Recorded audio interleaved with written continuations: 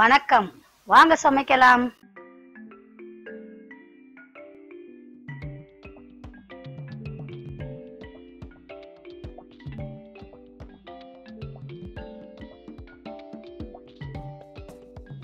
சுவையான சேனைக்கிழங்கு வறுவல் செய்கிறது எப்படின்னு நம்ம பார்ப்போம்.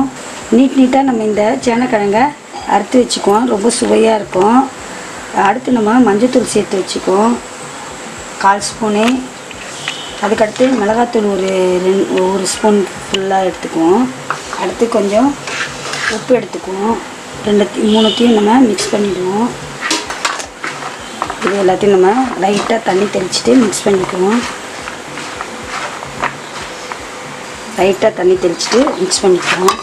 இதை கொஞ்ச நேரம் ஊற வச்சுக்குவோம். இதில் கொஞ்சம் கூட நம்ம புளி கூட சேர்த்துக்கலாம். புளி தண்ணி இன்னும் நல்லாயிருக்கும். நம்ம இப்போ சேர்க்கலை. நம்ம இது ரொம்ப சுவையாக இருக்கும். நம்ம நீட்டாக நம்ம செய்யும்போது இது கொஞ்சம் ஒரு 5 நிமிஷம் ஊறணும். ஊறினதுக்கப்புறம் இப்போ நம்ம கடாயில் எண்ணெய் ஊற்றிக்கணும். எண்ணெய் நல்லா காயணும். எண்ணெய் நல்லா காஞ்சிச்சு. எண்ணெய் காஞ்சினா நம்ம இது போட்டு எடுக்கலாம். கொஞ்ச நேரத்துலேயே ரெடி ஆகிடும். இது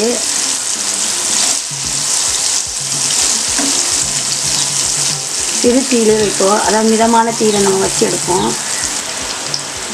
நல்லா மொறுமொறுன்னு இருக்கும். இது